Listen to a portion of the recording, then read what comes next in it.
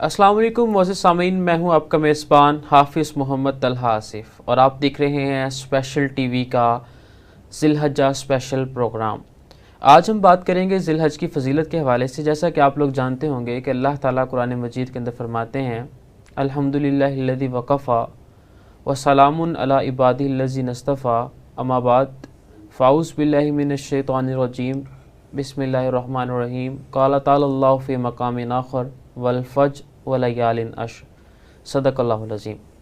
जो मैंने अभी आपके सामने आयत मुबारका तिलावत करने का शर्फ़ हासिल किया है, उसके अंदर अल्लाह ताला कुरान पाक के अंदर एक कसम उठाते हैं। अगर एक आम इंसान ने कोई बात करनी हो तो वो एक नॉर्मल वे के अंदर बात करता है, लेकिन अगर वो कहीं पर कसम उठा ले तो उस बात की फजीलत या उस बात में वज़न पड़ जाता है, और वो बात अगर छोटे लेवल पर है तो एक बड़े लेवल तक चली जाती है और उस बात के अंदर एक वज़न आ जाता है कि एक शख्स ने इसके लिए कसम उठा ली। तो अब आप अंदाज़ा लगाइए कि जब रब्बे कायनात मालिक अर्ज़ समा अगर किसी चीज़ की कसम उठाकर बात करेंगे तो वो शख्स किस कदर फजीलत की हामिल होगी। अल्लाह ताला कुरान पाक के अंदर फरमाते हैं कि मुझे कसम है 10 ज़िलहज की सुबह की, और उसके बाद कहते हैं कि यकम ज़िलहज से 10 ज़िलहज तक की रातों और दिन की कसम है। अल्लाह ताला यानी कि अल्लाह ताला ने पूरे कुरान पाक के अंदर और किसी मखसूस अय्याम की ख़ास तौर पर कसम नहीं उठाई, लेकिन सिर्फ़ और सिर्फ इस 10 ज़िलहज तक के अय्याम के अल्लाह ताला ने अपने कुरान पाक के अंदर कसम उठाई है। तो आप लोग अंदाज़ा कर सकते हैं कि अल्लाह ताला के हाँ ये 10 दिन किस कदर अहमियत के हामिल हैं। इस हवाले से नबी करीम सल्लल्लाहु अलैहि वसल्लम की एक हदीस मुबारका है, जिसके अंदर अल्लाह के नबी करीम सल्लल्लाहु अलैहि वसल्लम अपने सहाबा कराम से फरमाते हैं कि ऐ मेरे सहाबा, ज़िलहज की यकम ज़िलहज से लेकर 10 ज़िलहज की जो 10 दिन हैं ये पूरी साल की इबादत से ज़्यादा अफजलियत रखते हैं। कि अगर पूरे साल के अंदर कोई शख्स भी कोई भी नेकी करता है, रोज़ा रखता है, तो अगर वो पूरे साल रोज़ा रखता रहता है तो, लेकिन अगर वो यकम ज़िलहज से 10 ज़िलहज के दरमियान रोज़ा रखता है तो ये 10 दिन उससे ज़्यादा रोज़े के सवाब देंगे उसको आम दिनों से। हत्ता के हदीस के अंदर आता है कि रमज़ान से ज़्यादा इन 10 दिनों की फजीलत है और इन 10 दिनों के अंदर ज़्यादा सवाब मिलता है। तो सहाबा कराम ने नबी करीम सल्लल्लाहु अलैहि वसल्लम से पूछा, ए नबी मुकर्रम सल्लल्लाहु अलैहि वसल्लम, क्या हमें बताइए कि अगर कोई शख्स क्या किताल करता है आम दिनों के अंदर और इन 10 दिन के अंदर किताल करता है तो क्या उस किताल से भी ज़्यादा अफजल होगा? तो अल्लाह के नबी ने फरमाया, जी बेशक, कि जो किताल है जो पूरे साल का, उससे भी ज़्यादा अफसलियत के ये 10 दिन हैं। फरमाया कि एक शर्त के अलावा कि अगर कोई शख्स अपने घर से निकले अपनी माल लेकर और अपनी जान लेकर और वो अल्लाह के रास्ते के अंदर लुटा दे तो बस वो अफजल होगी पूरे साल के अंदर, नहीं तो इस 10 दिन की इबादत ज़्यादा अफजलियत की हामिल होगी। तो हमें इस चीज़ से अंदाज़ा हो जाता है कि अल्लाह ताला ने इस 10 दिन को क्या अफजलियत का मकाम दिया है और नबी करीम सल्लल्लाहु अलैहि वसल्लम ने अपने सहाबा को किस कदर इसकी तलकीन की है।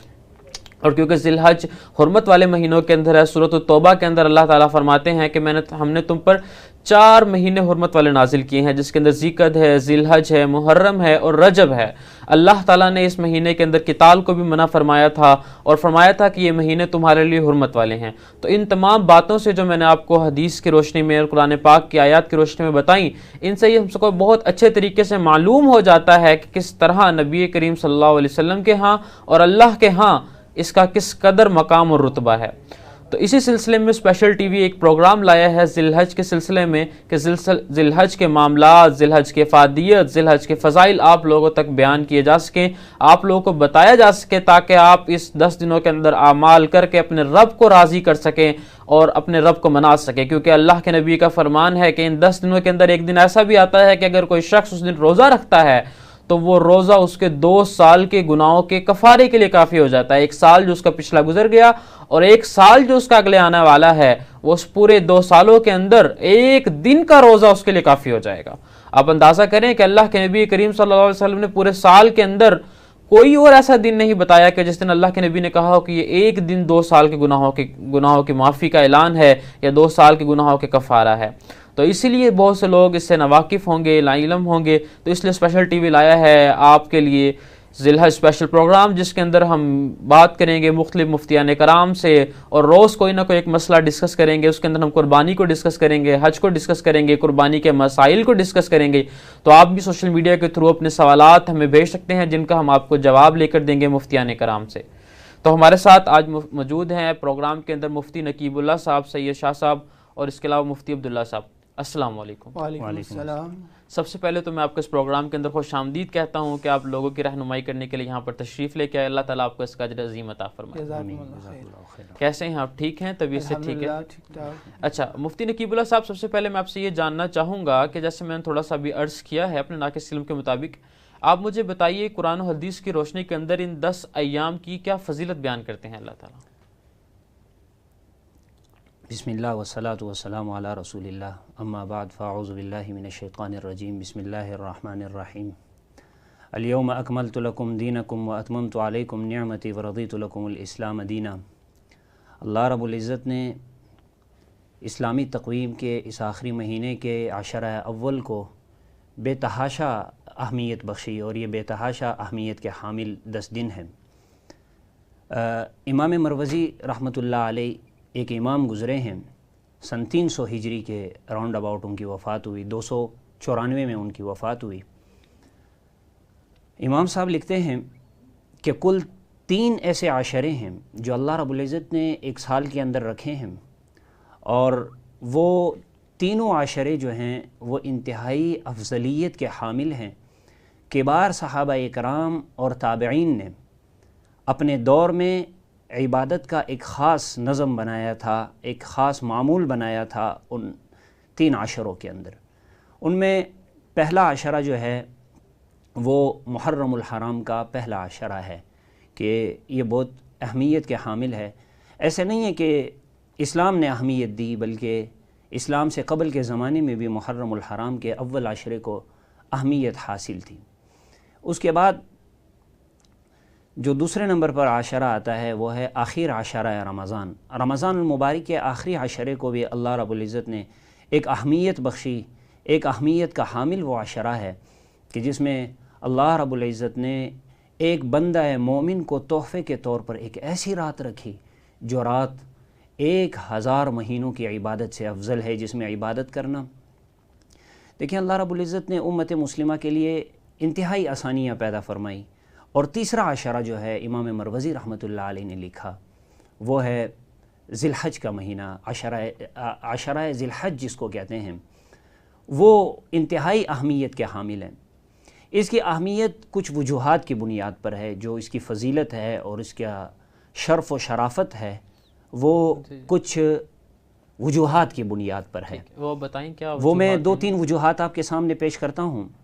اول وجہ تو یہ ہے کہ حضرت ابراہیم علیہ السلام نے جب اپنے بیٹے اسماعیل ذبیح اللہ علیہ السلام ان کے ساتھ مل کر بیت اللہ کی تعمیر کی، اور اللہ رب العزت نے فرمایا کہ وَأَذِّن فِي النَّاسِ بِالْحَجِّ يَأْتُوكَ رِجَالًا وَعَلَىٰ كُلِّ ضَامِرٍ يَأْتُونَ مِن كُلِّ فَجٍّ عَمِيقٍ، آپ آواز لگائیں، حج کے لیے لوگوں کو بلائیں، وہ لوگ آپ کی طرف دوڑتے ہوئے آئیں گے، وہ رکبان اور ماشی کی صورت میں، یعنی سوار ہو کر آئیں گے اور پیدل آئیں گے، یہ اللہ رب العزت نے فرمایا۔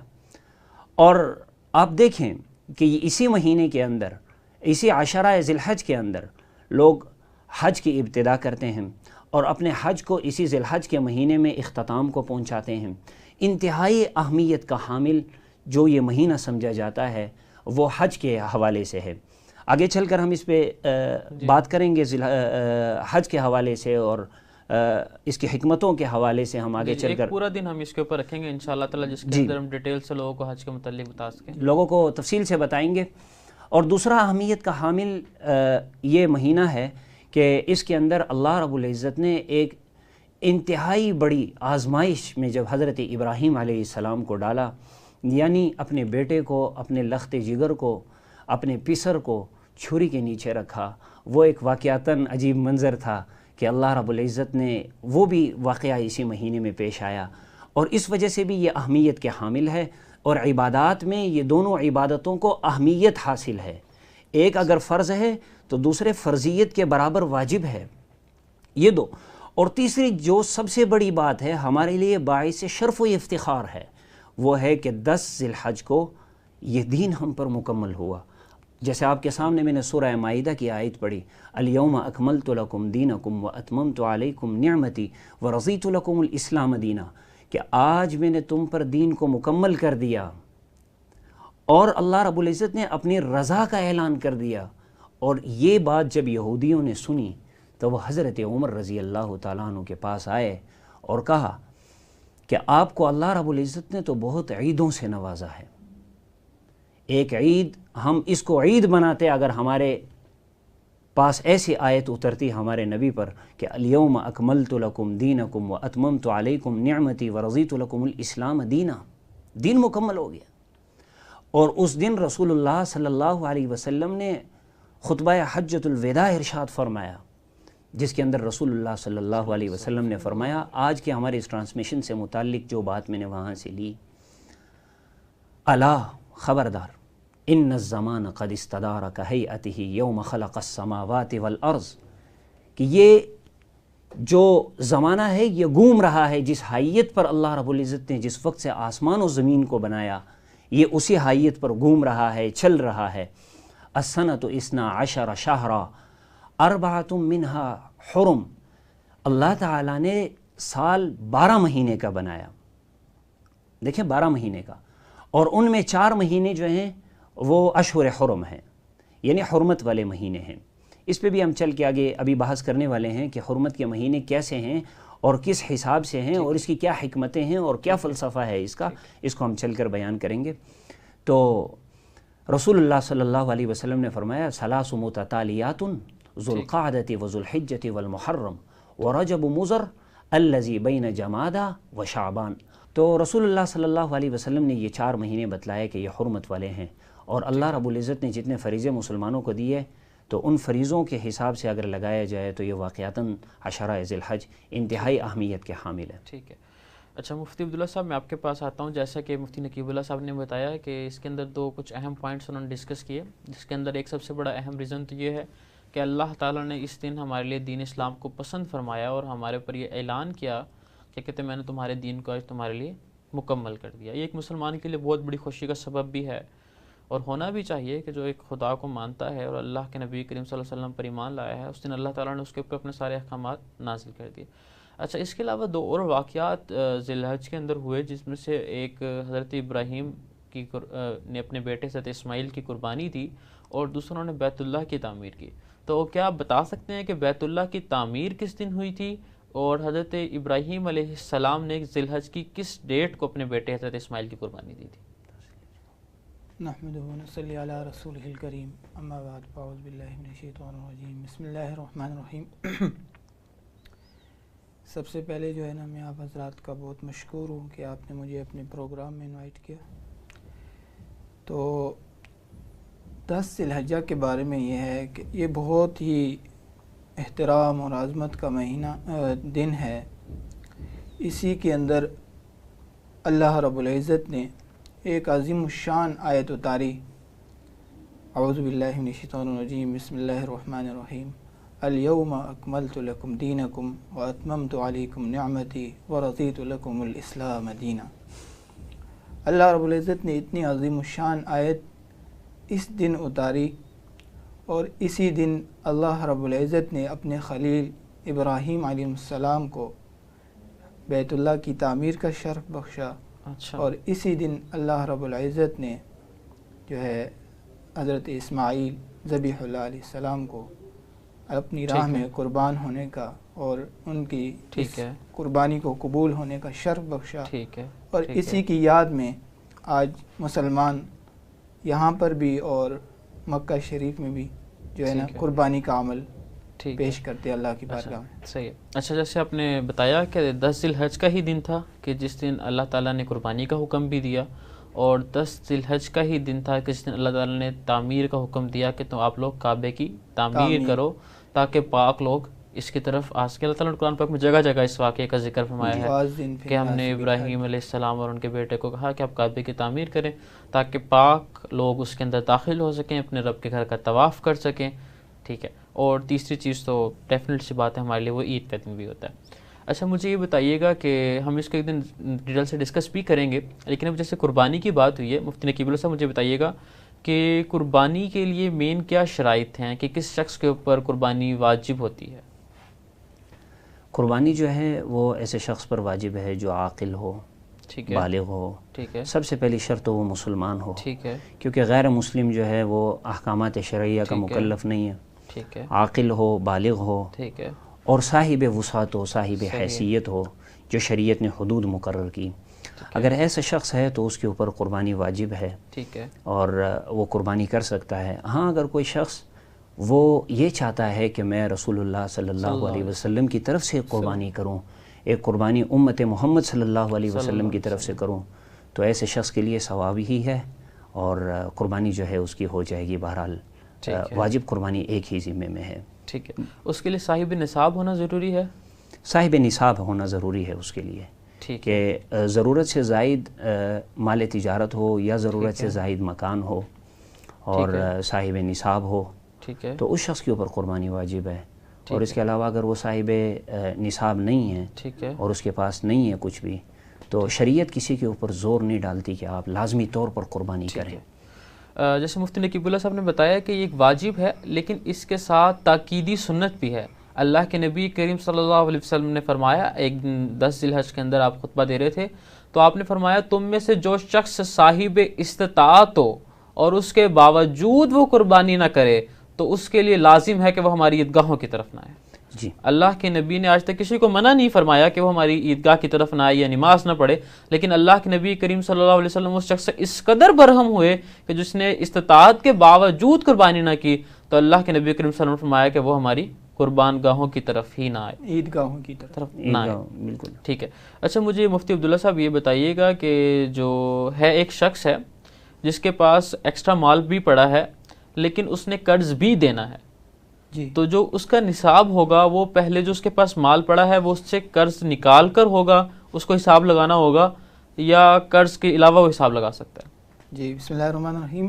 اگر ایک آدمی ایسا ہے کہ اس کے اوپر قرض ہے ٹھیک ہے، اور ایکسٹرا مال بھی ہے، ٹھیک ہے، تو اس قرض کو نکال کر اس کے علاوہ ٹھیک ہے، اس کا حساب ہوگا.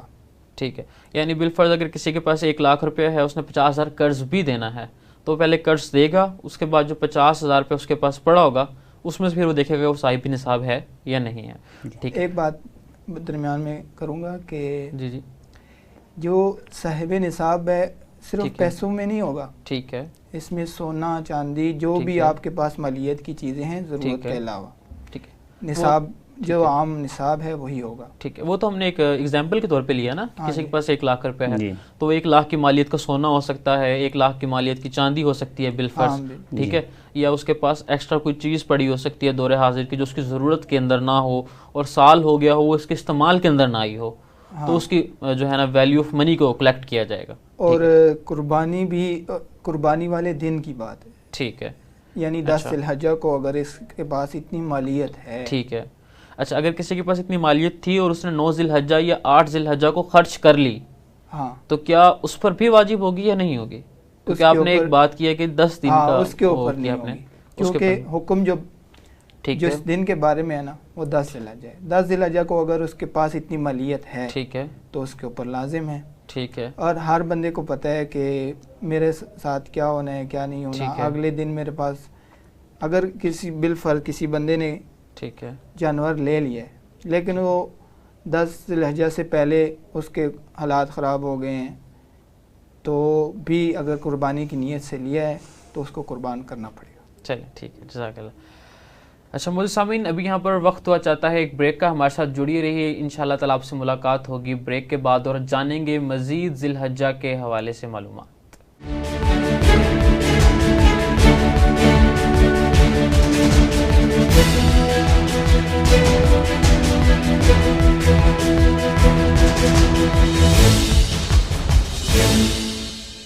ویلکم بیک معزز سامعین. ابھی ہم بریک سے پہلے ڈسکشن کر رہے تھے قربانی کے حوالے سے، تو مزید اس کے اندر ہم ایک دو کوسچنز اور ایڈ کریں گے، اس کے بعد ہم ایک نیکسٹ ٹاپک کی طرف بڑھتے ہیں. اچھا مفتی نقیب اللہ صاحب ایک لاسٹ کوسچن مجھے قربانی کے حوالے سے بتائیے گا کہ قربانی کے حوالے سے ایک عام طور پر یہ بات بھی بہت مشہور ہے اور نبی کریم صلی اللہ علیہ وسلم کا فرمان مبارک بھی ہے کہ جس شخص نے قربانی کرنی ہوتی ہے کہ وہ 10 یکم ذی الحج سے لے کر 10 ذی الحج تک نہ ناخن کاٹتا ہے نہ بال کاٹتا ہے.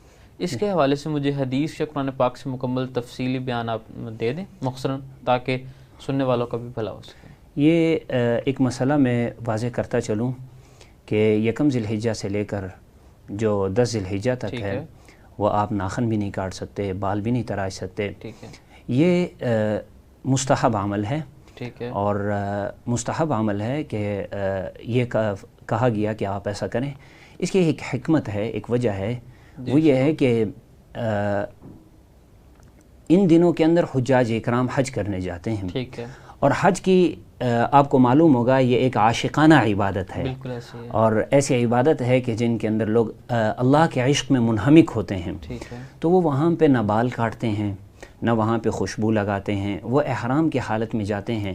تو جو لوگ غریب ہیں، جو نہیں جا سکتے، تو ان کو یہ کہا گیا کہ آپ تشبہ اختیار کریں ان لوگوں کی کہ جو حجاج ہیں، جو حج کرنے گئے ہیں، تاکہ تشبہ کی وجہ سے اللہ کی رحمت آپ کی طرف متوجہ ہو جائے. ٹھیک ہے، کیونکہ رسول اللہ صلی اللہ علیہ وسلم کی حدیث ہے من تشبہ بقوم فہو من، جو جس قوم کی مشابہت اختیار کرتا ہے وہ ان میں سے ہو جاتا ہے. ٹھیک ہے، تو تشبہ اختیار کرنے کی یہی صورت ہے. ہم بھی ناخن نہیں کاٹتے اور بال نہیں کاٹتے، ٹھیک ہے، اور یوں کر کے ہمیں ایک تشبہ حاصل ہو جاتی ہے تاکہ اللہ کی رحمت بھی ہماری طرف متوجہ ہو. ٹھیک ہے. یہ تو بالکل آپ نے ایسی بات کی. اللہ تعالیٰ چاہتا ہے کہ جو اس کے بندے ہیں وہ شاک کی حالت کے اندر اللہ سے عشق کرتے ہوئے، جیسے اللہ تعالیٰ قرآن پاک فرماتے ہیں میرے بندے مجھے تجھ سے محبت ہے، تجھے بھی میری محبت کا واسطہ، تو مجھ سے محبت کر. کتنا خوبصورت کلام ہے اور کتنی بڑی بات ہے. جی تو اللہ تعالیٰ چاہتے ہیں کہ جو اللہ سے بندے اللہ کے محبت کرنے والے ہیں وہ اللہ تعالیٰ سے ملنے کے لیے دنیا سے غافل ہو کر، دنیا کی خوشبوؤں سے، لذات سے غافل ہو کر، ہر چیز کو چھوڑ چھاڑ کر عاشقوں کی طرح اللہ سے ملنے کو وہاں پر جائیں. اور اللہ تعالیٰ ایسے ہی لوگوں کے لیے قیامت الدین اعلان فرمائے گا. فرشتے اعلان کریں گے جب عرش زمین پر آئے گا تو اللہ تعالیٰ کے فرشتے اعلان کریں گے کدھر ہیں وہ لوگ جو دنیا میں خدا سے محبت کیا کرتے تھے. اللہ آج ان کے لیے عرش کا سایہ میسر ہے، وہ آئیں اور اپنے رب کے عرش کے سائے کے اندر آ جائیں. یہ مقام ان خاص لوگوں کے لیے ہوگا جو صرف اللہ سے محبت کیا کرتے تھے. واقعی میں اللہ تعالیٰ بہت بڑے قدردان ہیں اور محبت کرنے کا صلہ بھی دینے والے ہیں قیامت والے دن. اور دنیا کے اندر بھی اللہ تعالیٰ اپنے عاشقوں کو اسی طریقے سے نوازا کرتے ہیں. اچھا مفتی عبداللہ صاحب، میرا ایک سوال ہے کہ جیسے میں ابھی مفتی نقیب اللہ صاحب سے پوچھا کہ یہ تو ان کے لیے مسئلہ واضح ہو گیا کہ جنہوں نے قربانی کرنی ہے، ٹھیک ہے، اور یہ مستحب عمل ہے. جی. تو اس کے علاوہ ایک شخص جس نے قربانی نہیں کرنی، ٹھیک، اس کا قربانی کا ارادہ نہیں ہے، تو لیکن وہ صرف ویسے ہی بال اور ناخن نہ کٹوائے، تو اس کے لیے کیا حکم ہے؟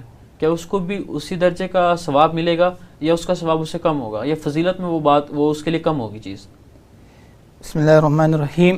سب سے پہلی بات یہ ہے کہ یہ جو مستحب عمل ہے، ٹھیک ہے، یہ ان لوگوں کے لیے جو قربانی کریں گے. ٹھیک ہے. جو بندہ قربانی نہیں کر سکتا ٹھیک ہے، وہ بھی ان کا تشبہ اختیار کر سکتا ہے اور ثواب کما سکتا ہے. ٹھیک ہے. لیکن جو احادیث میں وارد ہوا ہے، جو آیا ہے، وہ انہی لوگوں کے لیے آیا ہے جو قربانی کریں گے.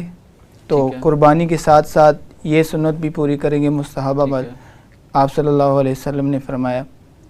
تو اس طرح ان کو حج کرنے والوں کے ساتھ تشبہ اختیار ہوگا. عام آدمی بھی ثواب حاصل کر سکتا ہے، ٹھیک ہے، لیکن یہ صرف قربانی کرنے والوں کے سے ان کے لیے. اچھا مفتی نقیب اللہ صاحب، ایک لاسٹ کویسچن پھر ہم اس ٹاپک کو وائنڈ اپ کرتے ہیں. میں آپ سے یہ پوچھنا چاہوں گا کہ جیسے ہم جمعے والے دن ناخن کو تراشتے ہیں جی سنت سمجھ کر اور ثواب کی نیت سے نا، جی، اور جب یہ جمعہ جو آئے 1 ذی الحج سے لے کر 10 ذی الحج کے درمیان میں، جی، تو کیا اس دن ایک شخص اس نے قربانی نہیں کرنی، ٹھیک ہے، جی، تو وہ اس کے اندر کس چیز کو پرائرٹی پہ دے؟ ایک تو کہ جمعے والے دن کی سنت کو یا اس 10 ذی الحج والی سنت کو؟ دیکھیں یہ جو 10 ذی الحج کا جو استحباب ہے، مستحب ہونا ہے، ٹھیک ہے، یہ عشق کی وجہ سے ہے. ٹھیک ہے. اور شرعی مسئلے سے اگر آپ کو واقف کرتا چلوں آپ کو اور ناظرین کو، تو شرعی مسئلہ یہ ہے کہ اگر کسی شخص کے ناخن اتنے بڑے ہوئے ہیں کہ وہ بالکل حد کراہت تک پہنچ چکے ہیں، تو اس شخص پر لازم ہے وہ ناخن کاٹے. ٹھیک ہے. لیکن یہ ہے کہ ایک عاشق کی طرح اگر وہ نہیں کاٹتا تو اللہ کی رحمت اس کی طرف بھی متوجہ ہے. ٹھیک ہے. نہیں، میرا مطلب یہ ہے کہ ایک شخص نے 1 ذی الحج کو کاٹ لیے، جی، ٹھیک ہے، اور اس نیت سے کہ 10 ذی الحج تک میں اس کو پڑھاؤں گا اور اس میں قربانی کرنے کا بھی اس کا ارادہ نہیں ہے، جی، درمیان میں جمعے والا دن بھی آ گیا، جی، تو اب وہ جمعے کی ثواب والی نیت سے کاٹ لے یا اپنے 10 ذی الحج والی؟ اپنے 10 ذی الحج والے اس کو ترجیح دے، چونکہ وہ ایک مستحب کے ساتھ ایک عاشقانہ توجیہ بھی اس میں شامل ہے، جو بعض شراح حدیث نے اس کو بیان کیا ہے کہ یہ حج کے ساتھ ایک جو حجاج اکرام ہیں ان کے ساتھ ایک مشابہت ہے، تو تاکہ اللہ کی رحمت اس کی طرف متوجہ ہو، تو وہ اپنے اس عاشقانہ رسم کو برقرار رکھتے ہوئے ان سے تشبہ حاصل کرتے ہوئے اور وہ نہ کاٹیں. صحیح. اچھا مجھے ایک بات آپ بتائیے گا مفتی عبداللہ صاحب، ایک بہت ہی پیاری ہم جو ہے نا 3 دن کے اندر ایک کرتے ہیں، اللہ اکبر لا الہ الا اللہ اللہ اکبر وللہ الحمد۔ بخاری کی ایک حدیث ہے جس کے اندر اللہ کے نبی کریم صلی اللہ علیہ وسلم فرماتے ہیں کہ ان 10 دنوں کے اندر اللہ تعالیٰ کی تکبیرات کو مزید بلند کرو، اس کی حمد کو مزید بلند کرو۔ تو یا وہ ایک تو چیز ہے کہ عام مسلمان جو ہے وہ اس کو 3 دن کے اندر یا 4 دن کے اندر ہر نماز کے بعد اس کو پڑھتے ہیں، لیکن ایک روایت اور بھی ملتی ہے اسلاف سے کہ ابن عمر اور حضرت ابو ہریرہ رضی اللہ تعالیٰ عنہ یکم ذی الحج سے لے کر 11 ذی الحج تک ان تکبیرات کو بازار کے اندر بلند کیا کرتے تھے، اللہ اکبر لا الہ الا اللہ اللہ اکبر وللہ الحمد۔ ٹھیک ہے، ایک تو یہ چیز ہوگی کہ نماز کے بعد اونچی آواز کے اندر پڑھنا نا، چاہے آپ انفرادی نماز پڑھ رہے ہیں تب بھی آپ کے لیے ضروری ہے، چاہے آپ جماعت کے ساتھ نماز پڑھ رہے ہیں تب بھی آپ کے لیے بلند آواز میں پڑھنا ضروری ہے۔ تو یہ والا رویہ کس طریقے سے ہے، یا یہ والی سنت یا جو ہے صحابہ کرام کی، ابن عمر کی یا ابو ہریرہ رضی اللہ تعالیٰ عنہ کی، تو یہ ہمارے معاشرے میں بہت کم دیکھی جاتی ہے کہ لوگ بازاروں کے اندر جا کے اللہ تعالیٰ کی حمد و ثنا اور تکبیرات کو بلند کر رہے ہیں۔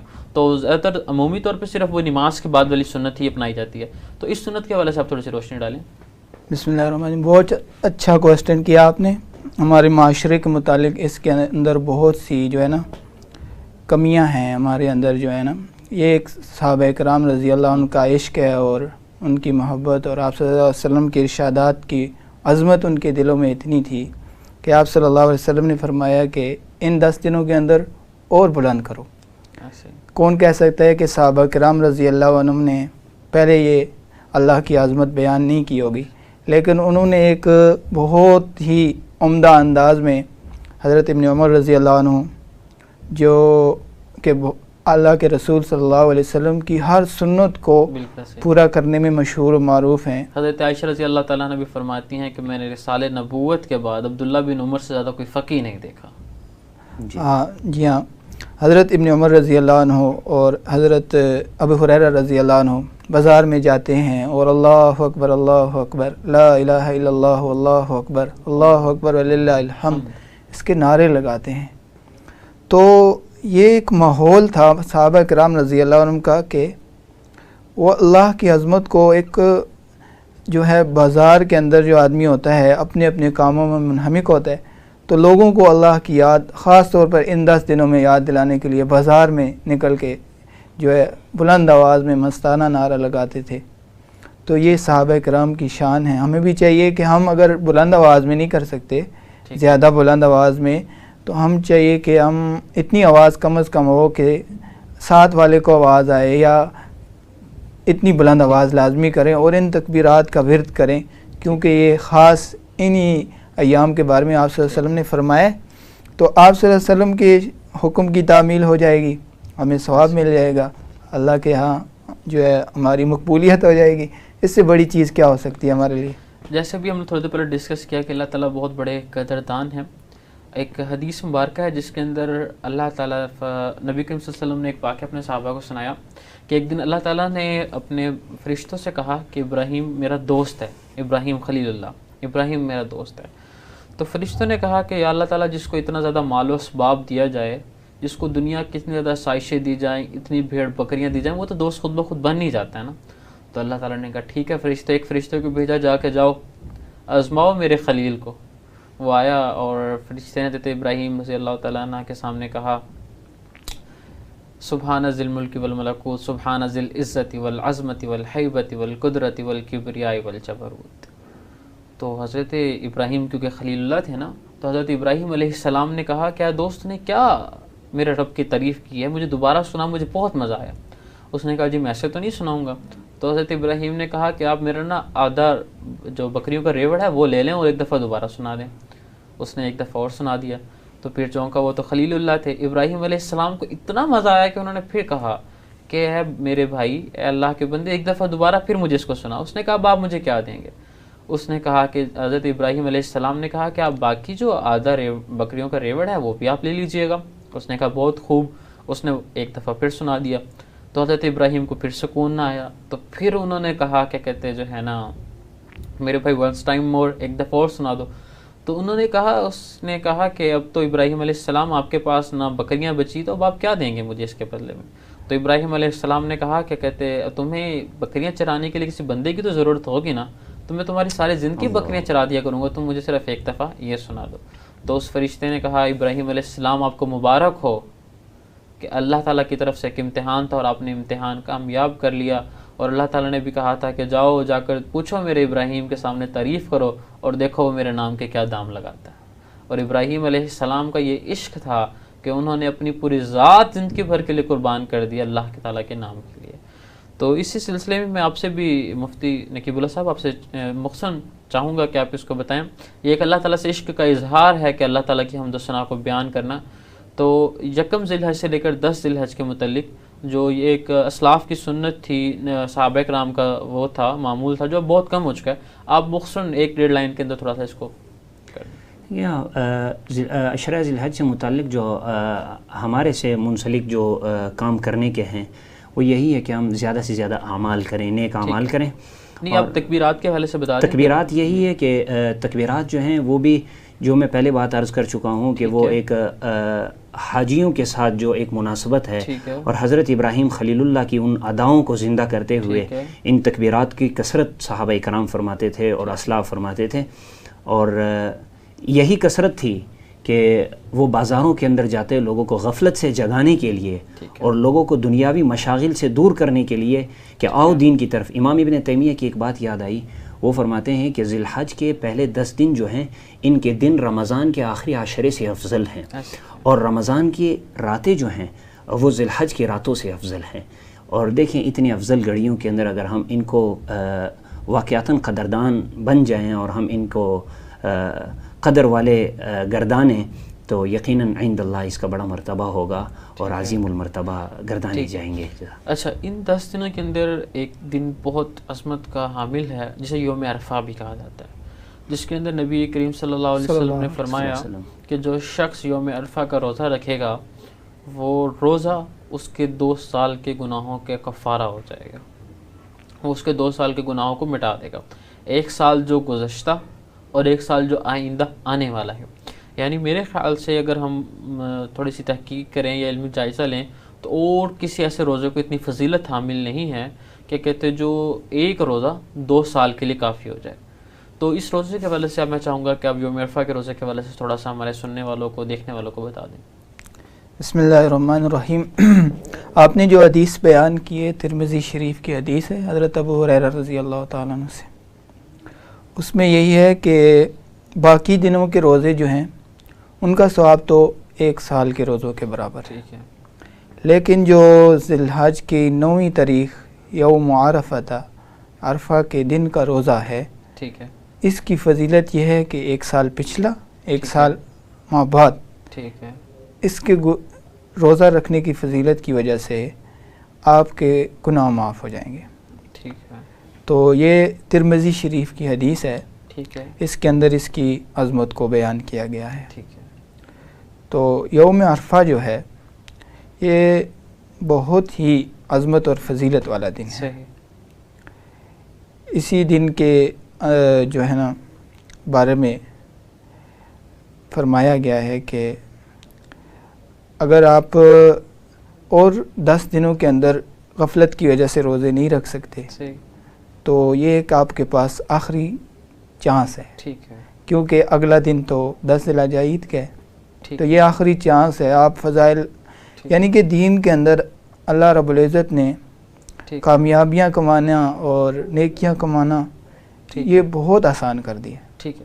اچھا مفتی نقیب اللہ صاحب، جیسے بھی ہم یوم عرفہ کے حوالے سے بات کر رہے تھے کہ عام لوگوں کے لیے تو یوم عرفہ کا ہے اور اس کے اندر جو ہے حاجیوں کے لیے یہ روزہ نہیں ہوتا، کہ ایک دن حدیث مبارکہ ہے کہ جس کے اندر نبی کریم صلی اللہ علیہ وسلم کے پاس صحابہ کرام ایک پیالہ لے کر آئے، کیونکہ وہ ادب کی وجہ سے ڈائریکٹ نہیں پوچھتے تھے، تو انہوں نے پانی پیش کیا کہ اگر نبی کریم صلی اللہ علیہ وسلم کا روزہ ہوگا تو آپ اس کو نہیں پئیں گے، لیکن نبی کریم صلی اللہ علیہ وسلم نے اس کو پی لیا اور اس بات سے ظاہر کیا کہ حاجیوں کے لیے اس دن کا روزہ نہیں ہے۔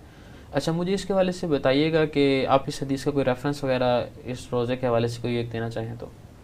باب الحج تقریباً صحاح ستہ کے اندر تمام جو محدثین ہیں انہوں نے قائم کیا ہے، اور اس میں رسول اللہ صلی اللہ علیہ وسلم کے حج کو بھی بیان فرمایا۔ اس حدیث کے حاشیے اور تشریح کے حوالے سے یہی ہے کہ رسول اللہ صلی اللہ علیہ وسلم کے پاس ہدی تھی، وہ جانور تھا کہ رسول اللہ صلی اللہ علیہ وسلم نے قربان کرنا تھا وہاں قربان گاہ میں۔ تو چونکہ رسول اللہ صلی اللہ علیہ وسلم کے پاس جانور تھا تو صحابہ اکرام نے پوچھا کہ آیا ہمارے پاس بھی جانور ہیں، اب دیکھیں کہ رسول اللہ صلی اللہ علیہ وسلم کا روزہ ہے یا نہیں، ہم رسول اللہ صلی اللہ علیہ وسلم کے عمل کو معلوم کریں۔ تو صحابہ اکرام نے استفسار تو نہ فرمایا، البتہ ایک پیالہ ٹھنڈے پانی کا پیش کیا کہ رسول اللہ صلی اللہ علیہ وسلم اس کو پیتے ہیں یا نہیں۔ آپ صلی اللہ علیہ وسلم نے اس کو پیا اور یہ پیغام دیا کہ وہ حاجی کہ جس کے پاس جانور ہوگا، ہدی ہوگی، اس کے لیے یہ نہیں ہے کہ وہ روزہ رکھے یوم عرفہ کو، اور یوم عرفہ کو باقی جو لوگ ہیں جو حج نہیں کر سکتے ان کے لیے یہی ہے کہ وہ روزہ رکھیں۔ ٹھیک ہے، اچھا ماشاءاللہ ہم نے بہت ہی پیاری گفتگو کی اور بہت سے ہم نے مسائل سیکھنے کی کوشش بھی کی آپ مفتیان کرام سے، اور ہمارے سننے والوں کو دیکھنے والوں کو بھی اس کا بہت زیادہ فائدہ ہوا ہوگا۔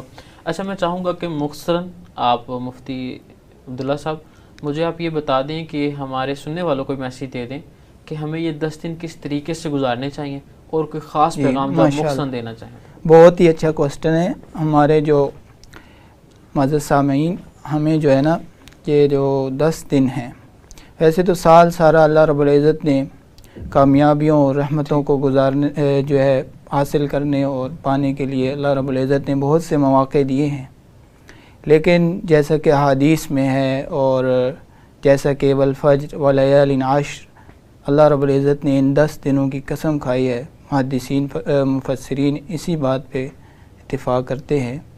تو ہمیں جو ہے ان 10 دنوں کی فضیلت اہمیت کو جاننا چاہیے۔ ٹھیک ہے، ہم دیکھ رہے ہیں ہمارے ساتھ سے کتنے لوگ جو ہیں وہ اللہ رب العزت کو راضی کرنے کے لیے، کامیابیاں پانے کے لیے، اللہ کے در پہ حاضری دینے کے لیے یہاں سے روانہ ہوتے ہیں۔ ہمارے کتنے سامعین ہوں گے وہ جو یہاں سے نہیں جا سکتے، کسی کے پاس وقت نہیں ہے، یا کسی کے پاس دولت نہیں ہے، کسی کے پاس صحت نہیں ہے، کسی کے پاس کوئی بھی مجبوری ہے جس کی وجہ سے وہ نہیں جا سکتا، کسی کا ویزا نہیں لگتا۔ تو ہم یہاں پر رہ کر بھی جو ہے ان 10 ایام کی فضائل کو حاصل کر سکتے ہیں۔ سب سے پہلے ہمیں یہ چاہیے کہ ہم نمازوں کی طرف آ جائیں، ٹھیک ہے، اپنے اللہ کو راضی کرنے کی طرف آ جائیں، پھر ہم جو ہے اللہ کے ذکر کی طرف آ جائیں، آپ صلی اللہ علیہ وسلم کے درود کی طرف آ جائیں۔